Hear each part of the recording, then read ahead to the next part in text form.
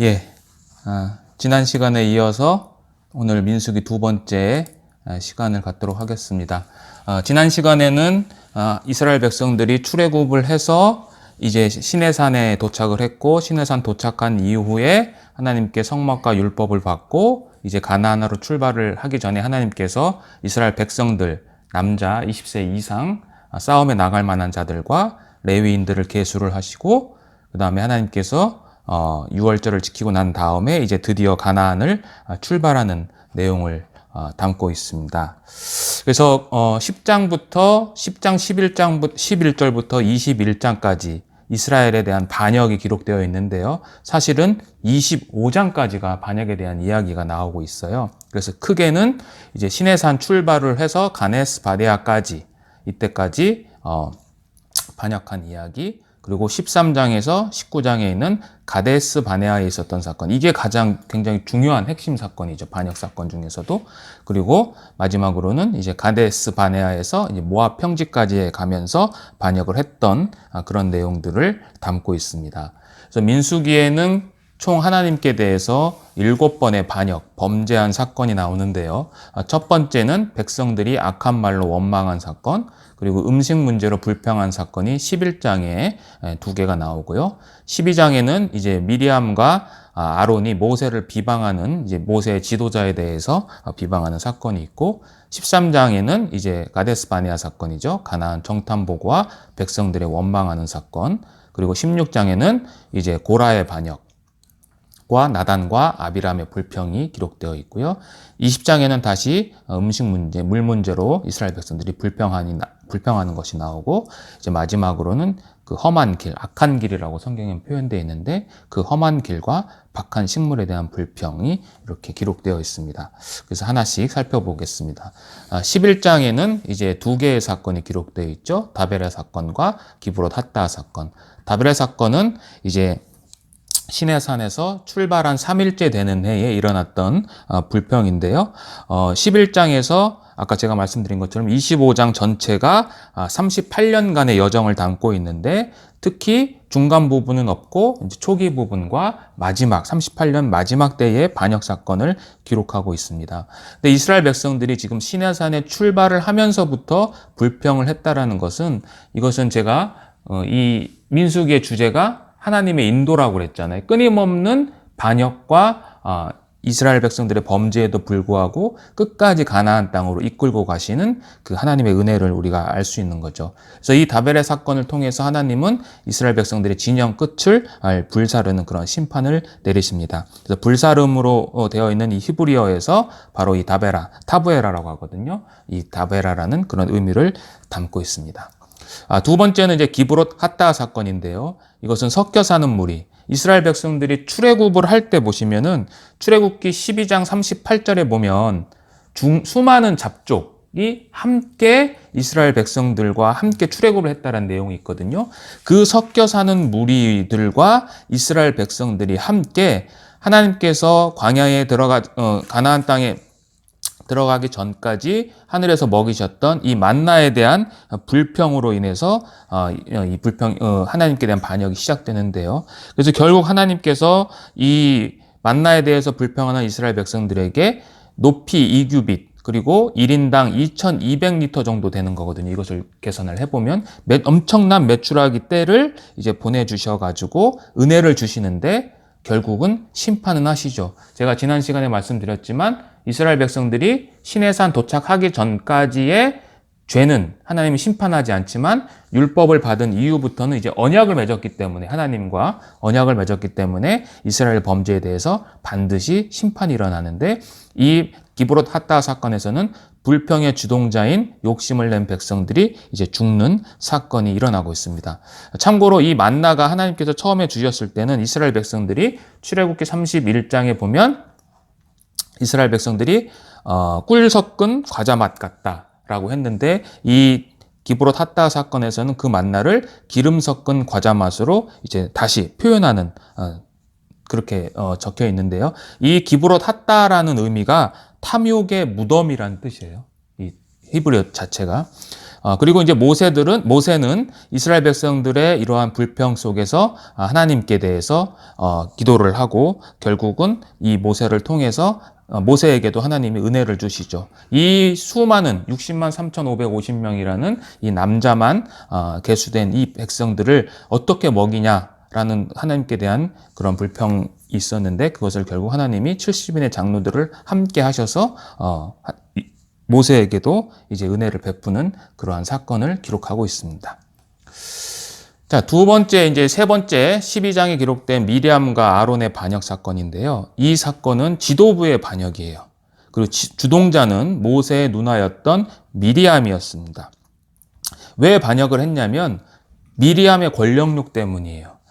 민수기 11장 2절에 보면 이렇게 얘기를 하죠. 여호와께서 모세와만 말씀하셨느냐라고 하면서 어떤 것을 문제 삼냐면 모세가 구스 여자를 이렇게 결혼을 하거든요. 이 구스 여자를 취한 것을 이 모세에게 비방을 하는데요.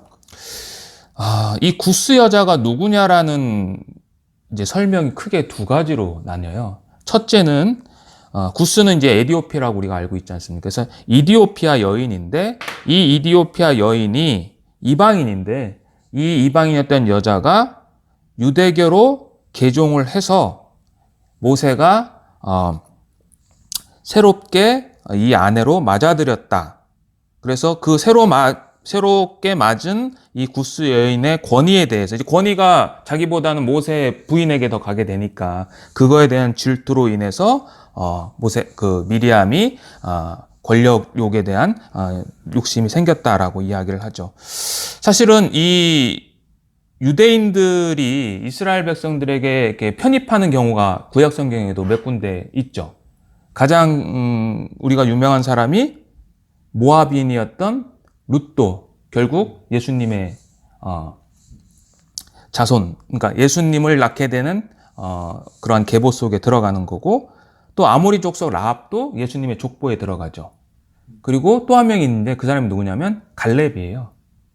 갈렙은 우리가 유다 지파라고 알고 있는데 이 갈렙은 어떻게 표현을 하냐면 민수기 14장 14절에 보면 그나스의 사람 여분네의 아들이라고 나와요. 그나스는 에서의 자손이에요. 그러니까 정통 유대인이 아니었어요. 에돔 사람이었어요, 이 갈렙이. 그런데 유다 지파로 들어오게 되는 거죠. 어쨌든 이러한 상황 속에서 이제 미리암이 모세를 향해서 이제 불평을 하는 거죠. 또 하나의 해석은 뭐냐면 이 구스라는 지역은 사실은 미디안 지역 전체를 다 포함해요. 그 근거 구절이 어디냐면 하박국 3장 7절에 보면 구산의 장막이 환난을 당하고 미디안의 땅에 휘장이 흔들린다라고 그래서 구스 땅과 미디안 땅을 동일시하는 내용이 있습니다. 하박국사에 보면. 그래서 두 번째 해석은 뭐냐면 이 구스 여자는 누구냐? 바로 십보라였다라고 이야기를 하는 거예요. 그러면은 이 십보라였는데 그런 문제가 뭐냐면은 지금 출애굽을 한 지 이제 2년째 됐잖아요. 왜 출애굽했을 때에 미리암이 잠자코 있다가 왜 1년이 지난 시점에서 그거에 대한 질투를 하게 됐느냐라에 대한 그런 해석에 어떤 어려움이 좀 있습니다. 어쨌든 이 미리암은 자신의 권력욕 때문에 이러한 사건을 일으켰고 결국 심판은 이제 미리암이 문둥병에 걸려서 7일간 진 밖으로 추방이 되고 그거 회복됐을 때 다시 진 안으로 들어왔고 다시 이제 출발하는 그러한 내용이 기록되어 있습니다. 자, 그 다음에 이제 가장 핵심이었던 이 가데스 바네아 사건이 13장과 14장에 기록되어 있는데요. 잘 아시겠지만 12명의 정탐꾼들을 보냅니다. 이제 가나안 땅에 들어가기 전에 이 12명의 정탐꾼들은 각 지파의 신임 족장들이었어요. 두령들이었어요. 그냥 아무나 간 게 아니라 이 두령들이 언제냐면 음력 5월 이스라엘 달력으로요. 우리식으로 얘기하면 한 7월에서 8월 정도의 정탐을 보내는 거예요. 이것을 어떻게 하냐면 이 정탐꾼들이 가서 무엇을 갖고 오죠? 두 사람이 어깨에 포도송이, 포도넝쿨을 들고 오죠. 이 포도넝쿨이 열리는 그 시기가 포도가 처음 익을 무렵이 요 시기예요. 그래서 요때 이스라엘 백성들이 이제 정탐을 하게 된 거죠.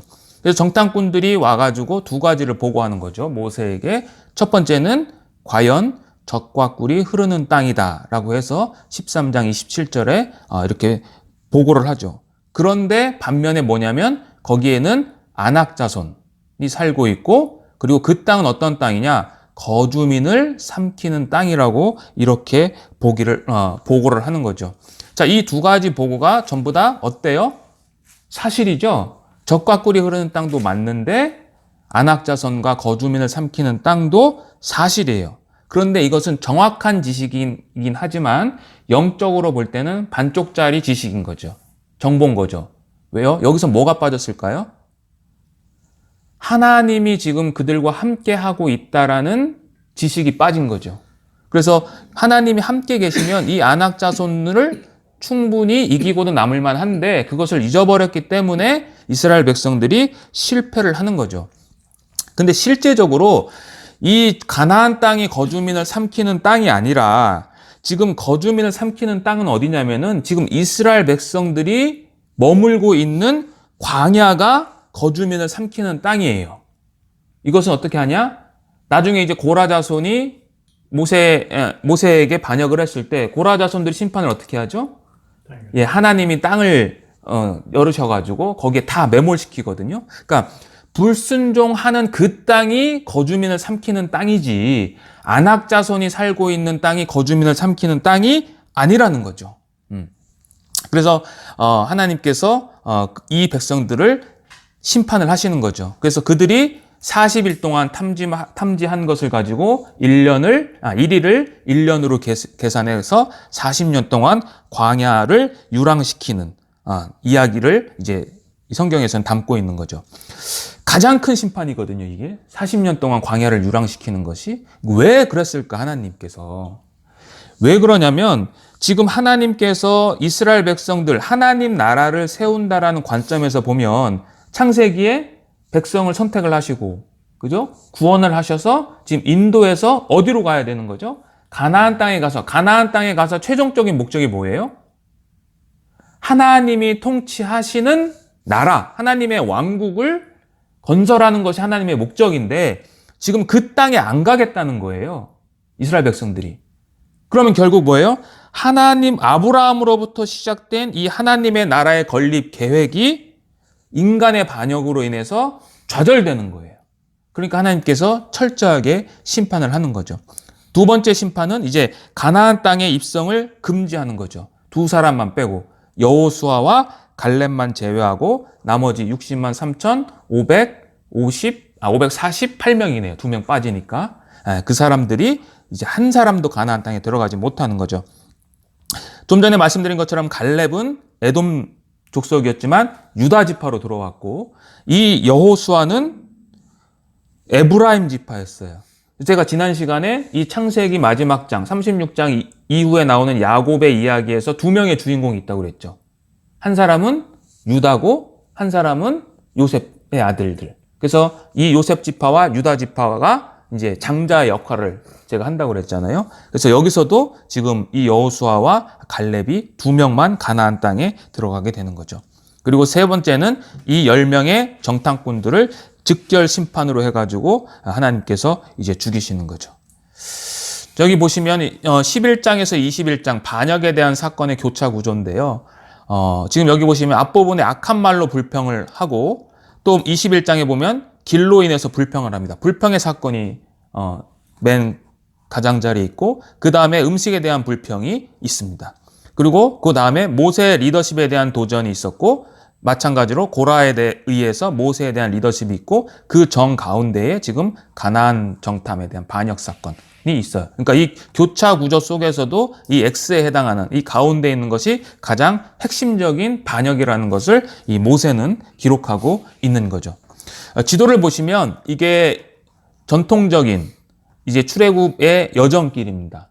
그래서 출애굽의 여정길은 사실은 이것은 확정된 건 아니에요. 그래서 이렇게 남방설이 있고 또 중간으로 갔고 하는 여러 가지 설들이 있는데 어떤 전통적인 것은 보면 요 밑에가 시내산이죠. 이 시내산에서 이스라엘 백성들이 출발을 해가지고 아까 봤던 다베라와 가브라 핫다를 거쳐서 이제 가데스 바네아까지 들어간 거죠. 여기서 이 오른쪽 지도에 보시면 저 위쪽까지 하맛 어기까지 정탐을 하고 돌아오면서 아낙 자손을 목격을 해서 이제 보고를 한 거예요. 그러니까 이 가데스 바네아에서 보시면 순종했으면 바로 가나안 땅으로 들어갈 수 있어요. 근데 여기서 불순종했기 때문에 하나님께서 이 광야를 이제 38년 동안 뺑뺑뺑뺑 돌리는 거죠. 나중에 이쪽 모압과 암몬 쪽을 해가지고 동쪽으로 요단 동편으로 해서 이렇게 들어가는데 어쨌든 이 가데스 바네아가 지형상으로 이렇게 되어 있습니다. 이렇게 보시면은 쭉 내려와서 시내산을 거쳐서 이쪽으로 해가지고 요 가데스 바네아까지 이렇게 되어 있습니다. 자, 그 다음에 이제 16장에는 고라 일당의 반역에 대해서 기록을 하고 있는데요. 이 16장의 반역의 내용은 크게 종교적인 반역과 정치적인 반역을 동시에 포함하고 있습니다. 종교적인 반역은 고라 일족에 의해서 반역이 됐어요. 고라는 여기 보시면 레위 지파죠. 여기 우측에 보시면 이 레위 자손들이 있지 않습니까? 게르손과 고핫과 무라리. 그러니까 이 고핫의 이 4명의 아들들 중에 아므람의 후손으로 아론과 모세가 태어나는 거고, 이스라엘을 통해서 이제 고라가 나오는 거죠. 그러니까 이렇게 얘기하면, 우리식으로 얘기하면 모세는 고라와 어떤 관계예요? 서로 사촌이에요, 사촌. 그러니까 모세는 고라의 사촌형이에요. 그럼에도 불구하고 지금 이 아론 가문에 대한 제사장직에 이 고라가 도전을 하는 거예요. 그런데 이 게르손과 고핫과 무라리 자손 중에서도 이들이 다 성막에서 일을 했지 않습니까? 봉사를 했는데 가장 핵심적인 봉사를 했던 지파가 어디예요? 고핫 지파예요. 고핫 지파가 성막에 있는 것들을 관리하는 게 이 고핫 자손이었거든요. 그러니까 가장 핵심적인 것에도 불구하고 그것에 만족하지 못해서 이제 대제사장직에 도전을 하게 되는 거죠.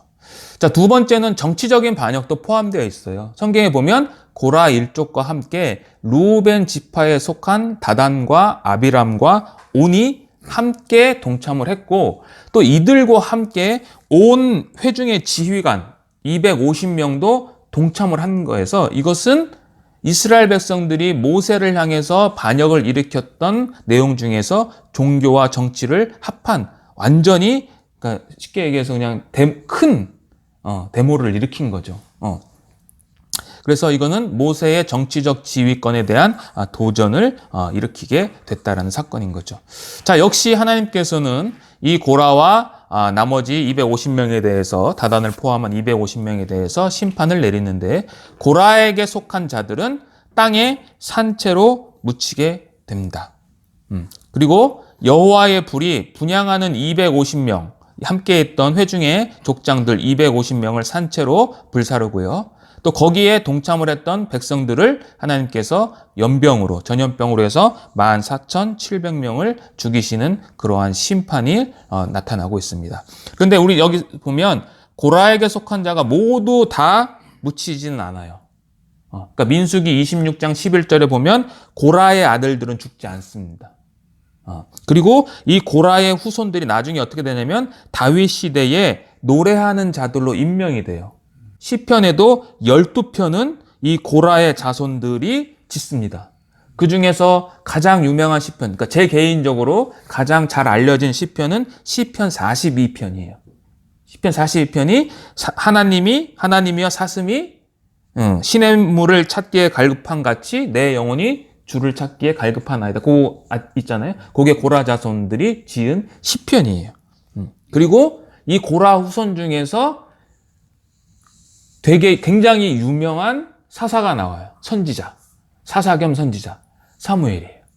사무엘이 이 고라의 후손이에요. 그러니까 아버지 엘가나가 고핫 자손으로부터 내려오거든요. 그러니까 어쨌든 이러한 고라가 하나님의 자손, 고라가 하나님에 의해서 전체 자손들이 묻힌 것이 아니라 그들이 다시 하나님의 은혜에 의해서 다시 회복되는 것을 이 구약 성경에서는 이야기를 하고 있다는 거죠.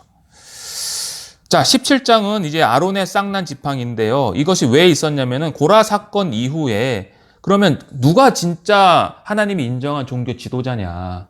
지금 고라가 대적을 해서 고라가 죽었는데 그럼 진짜 누군가를 하나님께서 알려주시는 거예요. 하나님께서. 그래서 어떻게 했냐면 각 지파 족장들에게 너희들이 갖고 있는 10지파를 갖고 오라고 그래요. 지팡이를. 지팡이를 갖고 오고 또 아론의 지팡이도 갖고 오라고 그래서 그것을 성막 안에 있는 법궤 앞에 둡니다. 그리고 이 13개, 총 13개죠. 이 13개의 지팡이 중에서 이제 아론의 지팡이에서만 싹과 줄기와 꽃과 살구 열매가 열리게 해서 죽은 나무에서 생명을, 그러니까 여기 보시면 생명의 축복을 중재하는 제사장은 아론 계열에서만 할 수 있다는 것을 확증한 거예요, 이것이. 왜냐하면 제사장은 하나님과 인간 사이에서 누구를 중보하는 거죠? 인간을 대신해서 하나님께 중보를 하는 게 제사장의 역할이에요. 선지자는 하나님과 인간 사이에서 하나님의 말씀을 인간에게 전달하는 메신저의 역할을 하는 거죠.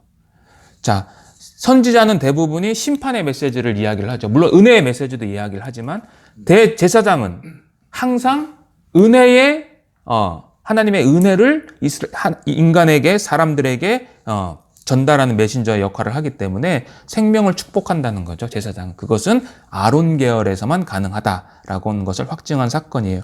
제가 여기 좀 히브리어를 적어놨는데 이 히브리어가 마테라는 로 읽는데 이 마테는 지파 그리고 지팡이라는 이 두 가지 의미를 다 갖고 있어요. 그래서 이 지팡이에서 싹이 났다라는 것은 결국 하나님이 그 지파, 아론 계열의 지파만 하나님이 인정하셨다라는 것을 우리는 알 수 있습니다. 자, 이건 심판에 대한 내용은 아닌데요. 18장에 가서는 제사장과 레위인의 직무, 그리고 그들이 어떻게 소득을 얻느냐에 대한 부분을 갖고 있습니다. 그래서 이 17장에 보면 이스라엘 백성들이 이제 그러는 거죠.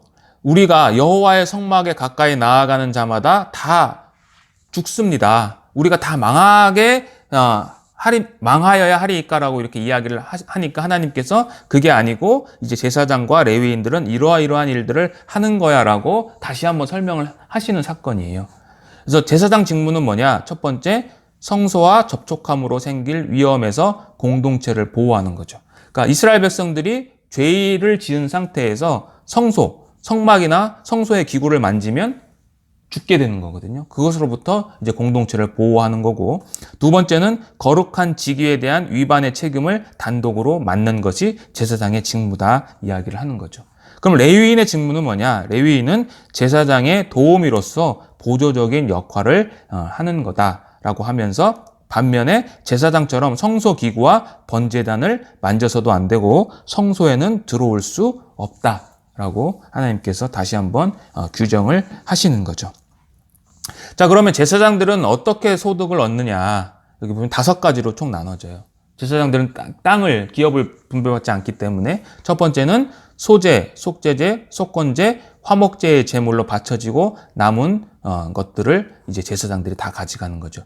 이거 전에 레위기 할 때 제가 다 설명을 드렸는데 여기 빠진 제사가 있죠. 뭐가 있죠? 번제. 예, 번제는 올라라고 그래서 모든 것을 다 태워서 드리는 제사이기 때문에 남는 게 없어요. 그러니까 그 제사를 제외한 나머지 제사에서 남은 것들을 제사장들이 다 가져가고요. 그 다음에 첫 번째 소산물, 곡식과 기름과 포도주의 소산물을 가져가고요.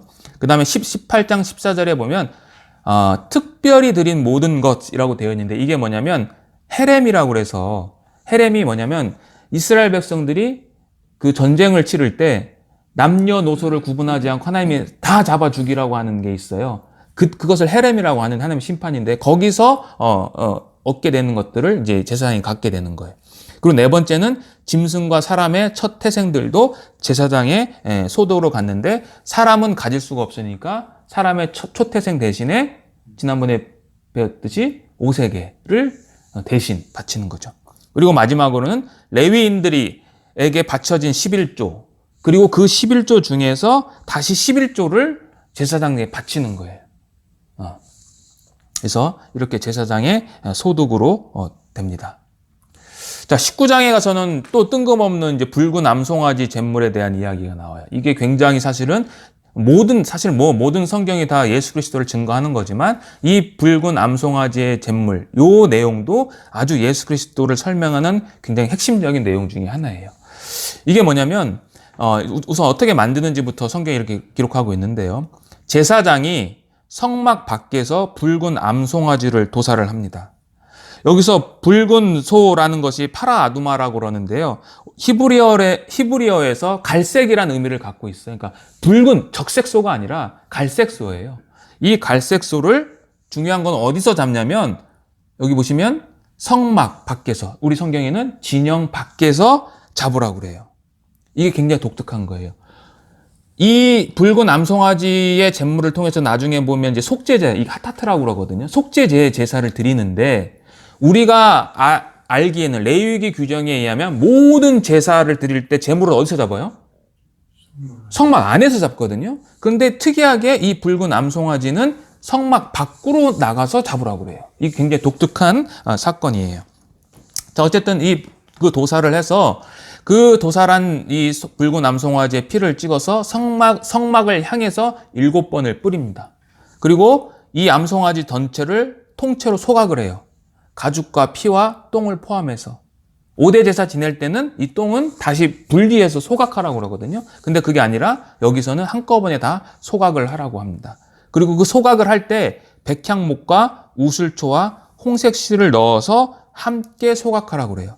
여기 보시면 붉음을 굉장히 강조하거든요. 여기 보시면 홍색실도 넣고 그래서 붉다라는 것을 굉장히 강조해요. 붉은 송아지, 또 피도 붉죠. 그리고 붉은 홍색실을 넣어서 함께 소각하고 그 소각한 것을 흐르는 물에 재를 섞습니다.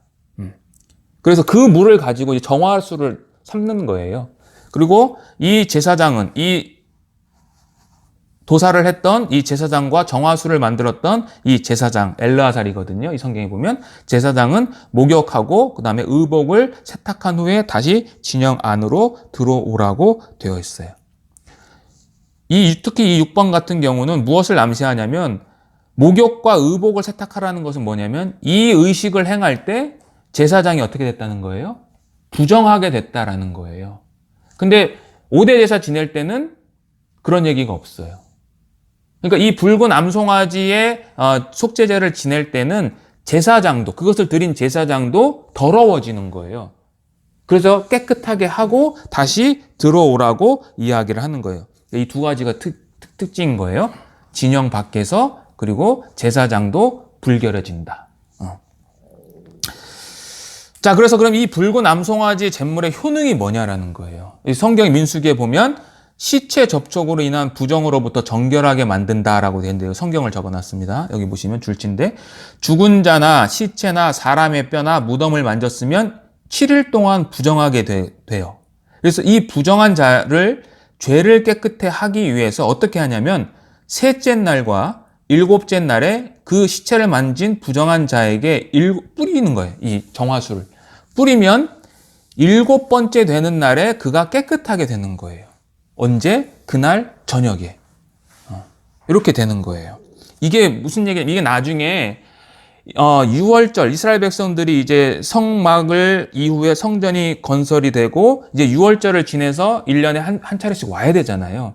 그럼 올 때 어떠한 문제가 생기냐면 멀리서 오기 때문에 예루살렘에 올라오는 순례객들이 혹시나 부지 중에 시체나 무덤을 만질 수가 있어요. 동물의 사체나. 그리고 이스라엘 백성들의 무덤은 그때 당시에 특별한 본붕이 있는 것도 아니고 그냥 석회암 지대거든요. 얇게 파서 시체를 묻고 그 위에 간단하게 덮어버리고 회칠만 하는 거예요. 근데 그 회칠이 지워지면 이게 무덤인지 아닌지를 모르거든요. 그러니까 지나가다가 부지 중에 불결해질 수가 있어요. 그런데 불결한 사람은 어떻게 돼요? 성전에 들어갈 수가 없어요. 제사를 지낼 수가 없어요.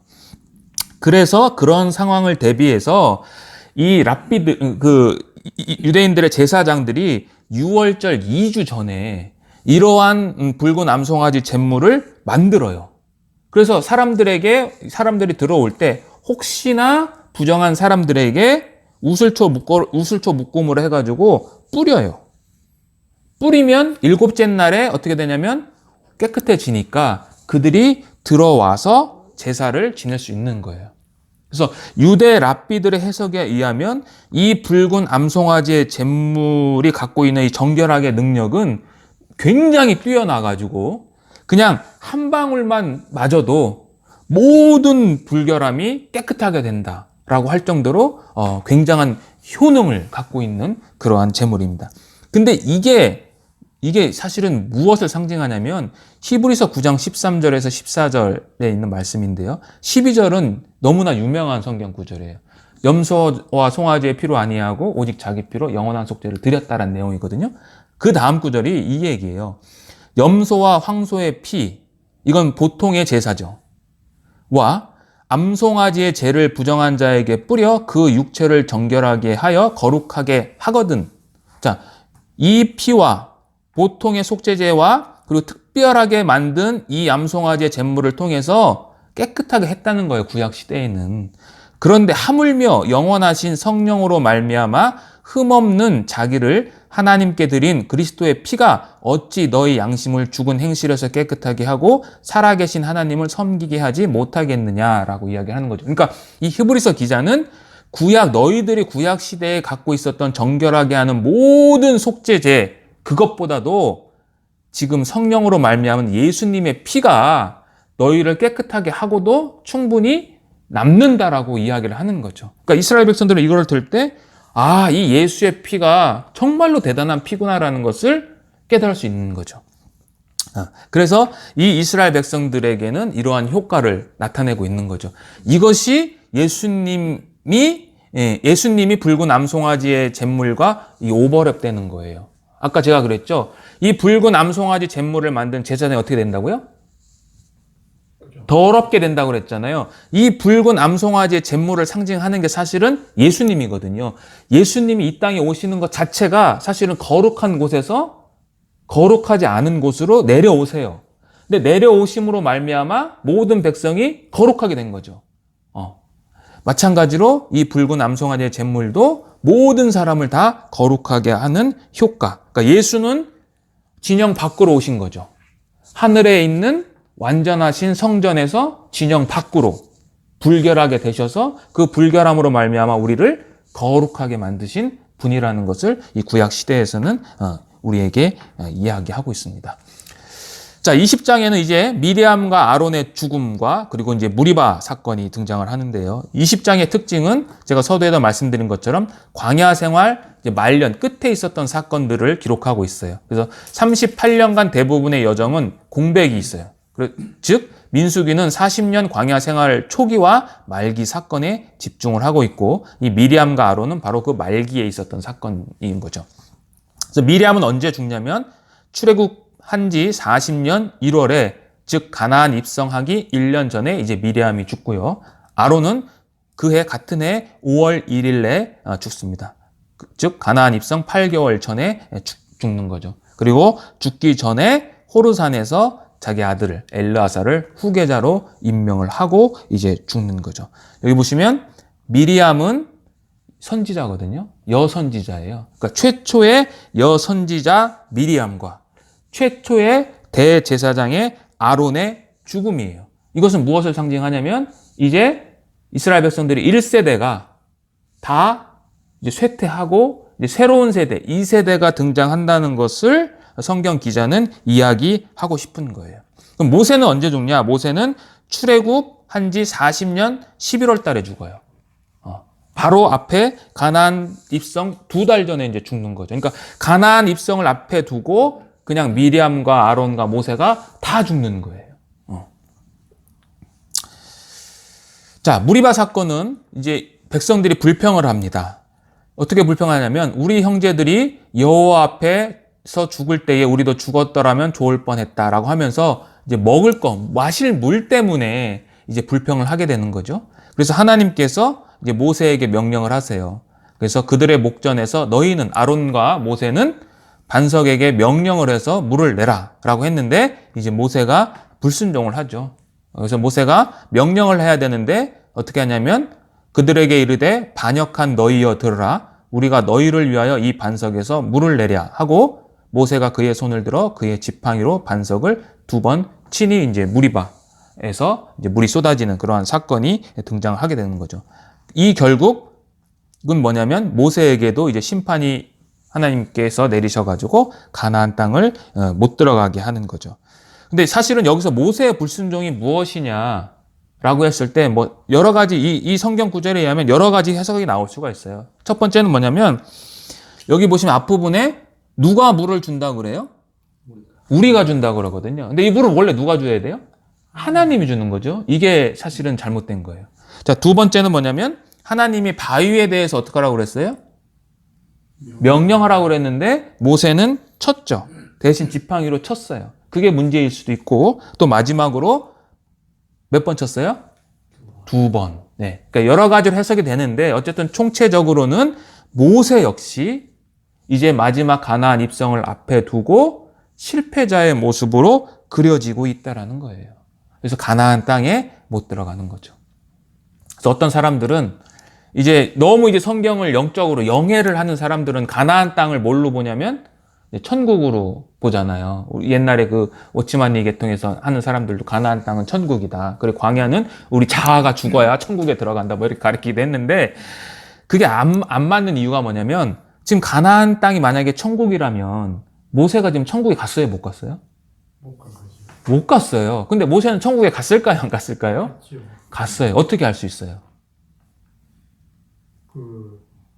변화산. 예. 그렇죠. 변화산 사건에서 예수님과 함께 오거든요. 엘리야와 함께. 그러니까 너무 성경을 그런 식으로 해석을 하면 문제가 되는 거예요. 자, 어쨌든 이 모세의 불순종까지 이제 기록이 되어 있는 거죠.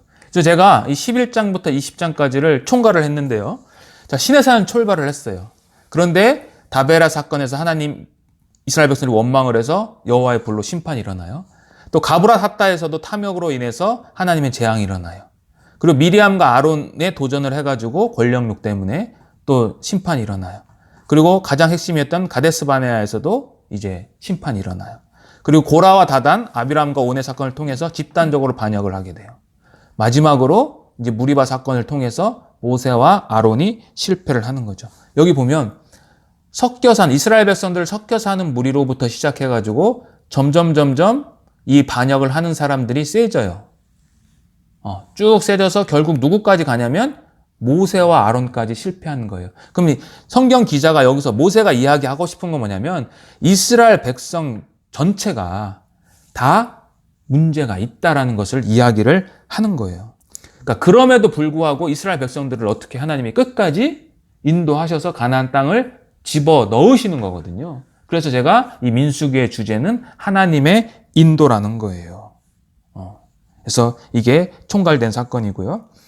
이제 21장에서 다시 이스라엘 백성들이 이제 불뱀 사건을 맞이하게 되는데 이거는 왜 일어나냐면 이제 에돔 땅을 통과해서 가고자 했는데 에돔 왕이 그것을 거부했어요. 사실 이스라엘 백성들이 모세가 에돔 왕에게 두 가지 제안을 했거든요. 우리가 물값 주고 통행료 지불하겠다. 그리고 두 번째는 우리가 왕의 대로로만 가겠다라고 이야기를 하거든요. 근데 그것을 에돔 왕이 거부를 해서 돌아가게 돼요. 그래서 그 길로 인해서 돌아가게 되니까 이스라엘 백성들이 불평하는 거예요. 지금 힘든데 길을 더 막 돌아가게 되니까. 그래서 하나님께서 이제 불뱀을 보내셔가지고 심판을 보내시는데 여기서는 이제 모세의 중재로 인해 가지고 하나님이 장대 위에 달린 놋뱀을 통해서 뱀에게 물린 자마다 그것을 보면 살게 된다라는 것을 주셔가지고 다시 한번 은혜를 주는 사건이 기록되어 있죠. 이 사건을 요한복음 3장 14절에서 요한이 이렇게 인자도 들려야 한다라는 요 말씀 구절을 통해서 예수님의 은혜, 십자가의 은혜를 다시 한번 설명하는 그러한 구절이 되고 있습니다. 지도를 보시면은요, 이게 왕의 대로예요. 성경에 이렇게 돼 있어요. 모세가 가데스에서 에돔 왕에게 사신을 보내어 이르되 우리에게 당신의 땅을 지나가게 하소서. 우리가 밭으로나 포도원으로 지나가지 아니하고 우물물도 마시지 아니하고 왕의 큰 길로만, 개역 개정이고 개역 한글에는 왕의 대로라고 되어 있어요. 왕의 큰 길로만 지나가겠다라고 이야기하는데 에돔 왕이 대답하되 너는 우리 가운데로 지나가지 못하겠다 하는 거예요. 여기 보시면 여기가 가데스 바네아거든요. 여기서 어떻게 가고 싶은 거였냐면은 이게 왕의 대로거든요. 이 당시 애굽과 이쪽으로 내려가면 애굽이거든요. 그리고 이쪽 우측으로 북동쪽으로 올라가면 이쪽 이제 메소포타미아 지역인데 그 당시에 애굽 땅에서 메소포타미아로 가는 큰 두 개의 고속도로가 있어요. 그게 하나가 여기 보시면 해변길이라고 되어 있는 거예요. 이게 해변길. 이 해변길은 무역도로인 동시에 군사도로였어요. 그리고 또 하나가 이 해변길보다는 영향력이 좀 떨어지긴 하지만 이쪽 밑에 아라비아에서부터 여기 다메섹까지, 이쪽에 가면 다메섹이거든요. 다메섹까지 연결하는 이 왕의 대로라는 도로가 있었어요. 이거는 무역 도로였어요. 아라비아 상인들이 뭐 향료나 향수를 가지고 이것을 운반하는 이 도로예요. 이 도로를 가겠다는 거였어요. 근데 이것을 거절을 한 거예요. 이게 지금도 이렇게 있어요. 왕의 대로가. 그러니까 왕의 대로가 길이 뚫려 있긴 하지만 뭐 이렇게 풍요로운 곳은 아니에요. 척박한 땅이긴 하는데 어쨌든 빨리 갈 수 있는 그러한 길이었어요. 이것도 그런 지도고요. 요게 이제 왕의 대로 이렇게 해서 에돔을 거쳐서 모압으로 이렇게 올라가고 싶었던 거죠. 근데 이거를 거절하게 된 거예요. 그래서 이제 이스라엘 백성들이 거기서 거절을 당해서 어떻게 가냐면 세렛 골짜기와 아르논 강을 거쳐서 이제 올라가거든요. 여기 보시면 거기를 떠나 세렛 골짜기에 진을 쳤고 거기를 떠나 아모리인의 영토에서 흘러나와서 광야에 이른 아르논 강 건너편에 진을 쳤으니 아르논은 모압과 아모리 사이에 모압의 경계가 된 곳이라. 여기 보시면 여기가 에돔이고요. 여기 세렛 강이에요. 그러니까 세렛 강을 건너서 아르논 강가에서 지금 진을 치고 있는 거예요. 근데 성경에는 여기서 뭐라고 그러냐면 가데스 바네아에서 떠나 세렛 시내, 요 세렛 강이거든요. 세렛 시내를 건너기까지 38년 동안이라. 그러니까 아까 제가 말씀드린 것처럼 이쪽에 가데스 바네아가 여기 밑에 있는데 여기서 불순종해서 38년 동안 돌아다니다가 에돔 밑으로 해가지고 세렛 강을 건너서 이렇게 지금 올라가고 있는 거예요. 그러니까 우회하는 거예요. 이렇게 쭉 우회. 그래서 세렛 골짜기를 지나면 에돔 땅을 통과하는 거예요. 경계선이 국경선이거든요. 에돔을 지나는 거고 아르논 강가에 있다는 것은 이제 모압을 지나왔다는 거예요. 이제 하나만 남은 거예요. 뭐만 남았냐면 이제 암몬 땅만 이제 남아 있는 거예요. 자, 근데 이 모압 평지에서 여기가 이제 모압 평지인데 모압 평지에서는 이제 이스라엘 백성들이 전쟁을 합니다. 이 당시 아모리 왕 시온이 있는데 똑같이 모세가 우리가 왕의 대로로 통과하겠다라고 했어요. 그런데 아모리 왕 시온은 이것을 협상을 결렬시켜 버려요. 그래서 전쟁합니다. 전쟁해가지고 이 위쪽에 있는 야복강까지 이스라엘 백성들이 다 차지하게 되는 그러한 결과를 낳게 되는 거죠. 두 번째 전쟁은 바산한 옥. 이 둘 다 같은 아모리 족속인데요. 바산과 아모리는 형제 국가였어요. 그래서 역시 이스라엘 백성들이 승리를 하게 되는 거죠. 자, 암몬하고는 전쟁을 하지 않아요. 암몬은 왜 전쟁을 안 했을까요? 모압과 암몬은 누구의 후손이에요? 아브라함의 조카였던, 셋의 후예였죠. 그러니까 자기들하고 어떻게 보면 사촌이잖아요. 그러니까 거기엔 전쟁을 안 하고 이쪽에 있는 아모리 족속하고는 전쟁을 일으키는 거죠. 이스라엘 백성들이. 그래서 결과적으로 뭐냐면 요단 동편, 요단강 동편에 있는 이쪽 땅을 이스라엘 백성들이 예기치도 않게 차지하게 된 거예요. 그리고 이 요단 동편이 나중에 루벤 지파와 갓 지파와 므낫세 절반 지파가 이쪽 땅을 이제 차지하게 되는 거죠. 자, 이제 그 다음에 이제 모압 평지에서 있었던 반역의 사건인데요. 여기 보시면 발람의 사건과 그 다음에 바알보올 사건이 이제 같이 기록되어 있는 거죠. 자, 먼저 모압 왕 발락과 점술가 발람에 대한 내용을 살펴보겠습니다. 배경은 이렇습니다. 바산한 옥을 격파한 후에 남하에서 모압 평지의 자리를 잡게 된 이스라엘에 대한 두려움으로 생긴 사건이에요. 성경에 보시면 이 모압 땅에서 모압 왕이 왜 두려워했냐면요. 요 사건이 있기 전에 모압이 시온이랑 전쟁을 붙거든요. 근데 거기서 져요. 그런데 지금 시온왕 옥을 바산왕 옥하고 시온왕을 싸워서 누가 이겼어요? 이스라엘 백성이 이긴 거예요. 그러니까 그것 때문에 지금 두려움이 생긴 거예요. 그래서 그 두려움 때문에 발람을 부르는 거예요. 발람은 부돌 지역에 있었는데 부돌 지역은 모압에서부터 640km 정도 떨어진 곳에 있어요. 거기에 있는 이 무당을 불러내는 거예요. 엄청난 거리였는데 이것은 반대로 이야기하면 이 발람이 그 당시에 굉장히 유명했던 무당이라는 걸 알 수가 있어요. 그래서 이 발람이 실존했다라는 것도 이 1967년도에 유적이 발견되는데 거기서 이 부올의 아들 발람에 대한 내용이 기록되어 있어요. 그러니까 그만큼 유명했던 속된 말로 용한 무당이었어요.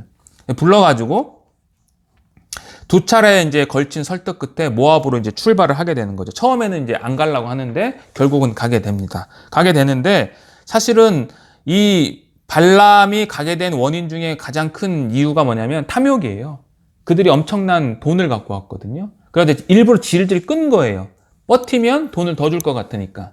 어쨌든 두 번의 설득 끝에서 이제 모압으로 출발을 하게 되는데 모압에 출발을 할 때 이제 하나님의 사자가 등장을 하죠. 그리고 그 하나님의 사자가 이제 하나님께서 나귀를 통해서 그를 이제 막는 거거든요. 성경에 이제 발람이 나귀하고 대화하는 이제 내용이 나오지 않습니까? 성경에 동물이 인간하고 대화하는 내용은 여기하고 창세기 3장하고 이 두 군데밖에 나오지 않아요. 딱 두 군데밖에. 근데 나귀는 지금 여호와의 사자를 받기 때문에 안 가려고 하는 거고 발람은 그것을 못 받잖아요. 그러니까 지금 모세도 여기서 무엇을 얘기하고 싶은 거냐면 용한 무당인데 나귀는 보는 사자를 이 용한 발람은 못 보고 있는 거죠. 그만큼 무지하다라는 거예요. 그래서 어쨌든 여호와의 사자가 나귀를 통해서 이제 발람을 책망을 하는 거죠. 어쨌든 결과적으로 모압까지 도착을 하게 됩니다. 그래서 모압에 도착해서 이제 신탁을 해요. 여기 잘못되는 4번의 신탁을 하게 됩니다. 4번의 신탁을 하게 되는데 장소는 바못 바알이라고 하는 바알 산당이 있던 그곳에서 소빔들 부올산에서 이제 신탁을 하게 되는데 신탁에는 6가지 공통적인 요소가 있어요. 첫째는 발락이 발람을 높은 곳으로 데려가 이스라엘을 보게 한다. 네, 이거 모압 왕이거든요. 네, 그리고 발락이 7개의 제단을 쌓고 각각 숫송아지와 순양을 제물로 드리고 그 다음에 발람이 다른 곳으로 이동하여 하나님께 묻습니다. 그리고 발람이 시 형식으로 축복의 신탁을 선언하고 하나님께서는 축복을 하지만 원래 발락이 요구했던 건 뭐예요? 저주였죠. 그러니까 발락이 화가 나서 반응을 하고 그에 대해서 발람이 하나님의 지시대로 말해야 한다고 응수한다라고 이러한 패턴이 구속되어 있어요. 요 세 곳 모두 다 그 비스가산 일대예요. 그 지역에서 왔다 갔다 하면서 이제 신탁을 하게 되는 거죠. 그리고 여기도 보면 7개의 제단은 사실은 이방적인 종교 의식이에요. 그리고 이스라엘에 대한 축복을 3번 하거든요. 3은 하나님의 숫자, 완전성을 또 가리키고 있기 때문에 완전한 축복을 한다라는 것을 강조를 하는 거예요. 그래서 어쨌든 이러한 신탁이 있었는데, 요게 아까 제가 말씀드렸던 그 발람이 실존했다라는 그런 고대 유적의 비석입니다. 비문입니다. 자, 이스라엘 백성들을 축복을 했는데, 그럼 발람이 그냥 갔냐? 그렇진 않아요. 발람이 이스라엘 백성들을 유혹하기 위해서 모압 여인들을 이제 이용을 하는 거죠. 그래서 시딤에서 모압 여인들과 종교적인 음행을 하게 합니다. 그래서 이스라엘이 바알볼에게 가담했다라고 표현을 하고 있는데 이 가담했다란 이 표현은 동일한 표현이 시편 106편 28절에 바알과 연합했다라는 이 표현과 동일한 표현, 이 히브리 같은 히브리어예요. 그리고 성경에서 딱 이 두 군데만 나와요. 이 두 개는 사실은 같은 사건을 이야기를 하는 거예요. 이 바알 부올이라는 뜻 자체가 모압의 바알이라는 뜻이에요. 그래서 발람의 계략이 뭐였냐? 발람의 꾀를 따라서 이스라엘 자손을 부올의 사건에서 여호와 앞에 범죄하게 했는데 음행하게 만들고 우상의 제물을 먹게 했다라고 계시록 2장에서는 이야기를 하는 거죠. 어쨌든 이렇게 했을 때 비느하스가 등장을 해요. 이 비느하스는 아론의 손자였던 엘르아살의 아들이에요. 그러니까 증손자인 거죠. 아론의 직계 증손자가 시므온 족장 시므리하고 미디안 족장의 딸이었던 고스비가 지금 행음을 하고 있는 그런 와중에서도 지금 음행하는 사건을 본 거예요. 그래서 이 비느하스가 뒤쫓아가서 창으로 찍어서 이제 둘을 관통시켜서 죽이는 사건인 거죠. 그래서 이 사건으로 말미암아 하나님이 심판이 누그러졌다는 표현을 하거든요. 근데 이것은 잔인한 게 아니라 이 비느하스의 입장에서는 뭐예요? 거룩함을 지키는 게 이 사람의 본분인 거예요. 근데 지금 이방인과 유대인이 음행하는 사건이 있다라는 것은 도저히 참을 수가 없는 거죠. 그래서 죽인 거예요. 이 비느하스의 열심이 나중에 어디로 이어지냐면 예수님 당시에 열심당원들, 그러니까 유대인들 해방운동을 했던 그 열심으로 이어지는 거고, 이 비느하스의 열심이 또 누구에게도 연결되냐면 바울의 열심으로도 연결이 되는 거예요. 그래서 하나님께서 또 연병으로 인해 가지고 2만 4천 명을 죽이는 사건이 기록하고 있습니다. 그래서 이걸로 인해 가지고 이제 모든 민수기에 등장한 반역의 사건을 이제 다 끝맺히는 거예요. 자, 그리고 이제 가나안 입성을 준비를 합니다. 그래서 두 번째 인구 조사를 하는 거예요. 목적은 가나안 땅을 분배하는 거예요. 그래서 2차 인구 조사는 이제 모세의 죽음 직전에 이제 2차 계수를 하는 건데, 총 12지파가 이렇게 되어 있는데 1차 계수할 때는 60만 3,550명이었어요. 그리고 2차 계수할 때는 60만 1,730명이어가지고 차이가 1,820명이 차이가 있어요. 그러니까 거의 숫자가 변하진 않아요. 근데 여기서 독특한 숫자가 있는데 하나가 뭐냐면 시므온 지파예요. 여기 시므온 지파는 37,100명이 죽어요.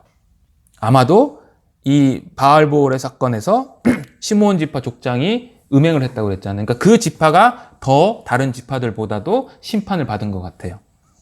그리고 또 하나는 이 모든 지파 중에서 어떤 지파가 가장 많냐면 유다 지파가 제일 많아요.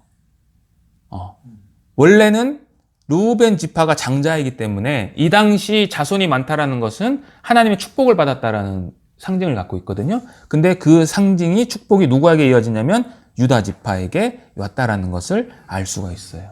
그래서 이렇게 이야기를 민수기에서는 계수를 했다라는 이야기를 하고 있는데, 여기서 또 우리가 하나 살펴볼 게 뭐냐면, 제가 이걸 계산해 봤거든요. 60만 3,550명을 다 죽었잖아요. 2명 빼고 38년 동안 광야에 있었잖아요. 그래서 하루에 몇 명씩 죽었는지 제가 계산을 해봤더니 하루에 약 43명씩 죽어가는 거예요. 그러니까 매일매일 이 진 안에서 장사를 치르고 있는 거예요. 그럼 장사를 치르고 있다라는 것은 가데스바네아 사건 이후에 장사를 치르고 있다라는 것은 하나님의 심판이 지금 계속해서 내려지고 있다라는 거잖아요. 근데 그것을 보면서도 이스라엘 백성들은 순종한 게 아니라 계속해서 반역하고 있거든요. 제가 이거를 봤을 때 이거 우리랑 똑같다.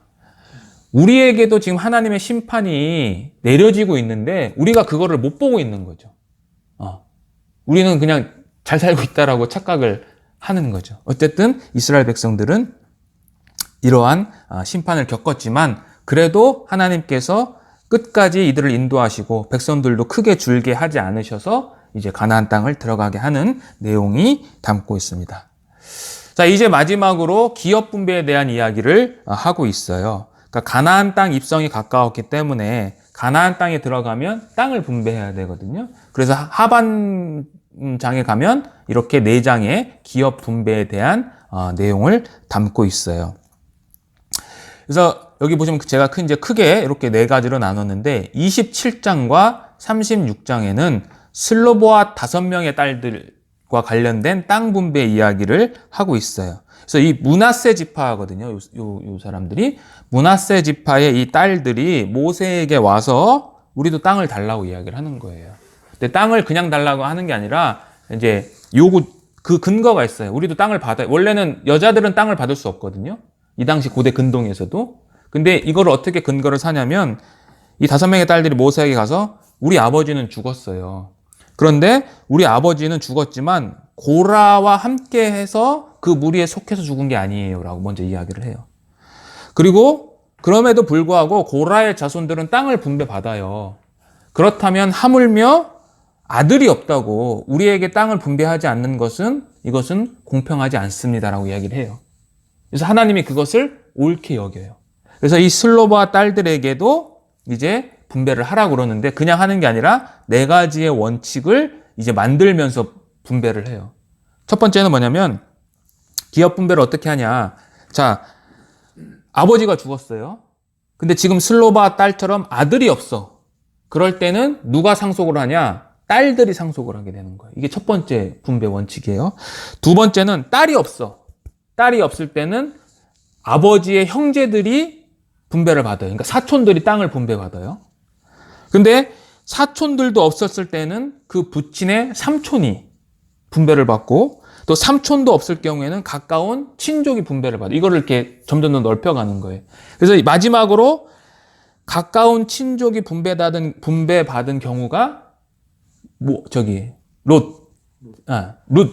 룻 이야기에서 보아스가 가까운 친족의 기업 물은 것이 바로 여기서 이제 또 등장을 하게 되는 거죠. 그리고 두 번째 원칙은 뭐냐면 기업을 분배받은 여자가 다른 지파와 결혼을 할 때는 그 땅이 그 지파에게 넘어가거든요. 그래서 이 슬로보아 딸들에게는 다른 지파로 결혼하지 말고 같은 지파 안에서만 결혼을 하라고 이야기를 해요. 그리고 36장에는 그 말씀대로 이 슬로보아 딸들이 므낫세 지파의 남자들하고만 결혼을 하고 순종한다라는 이야기로 끝맺어요. 그러니까 계속 실패했는데 마지막에 이 여인들을 통해서 이스라엘 백성들이 순종하고 있다는 것을 모세는 보여주는 거예요.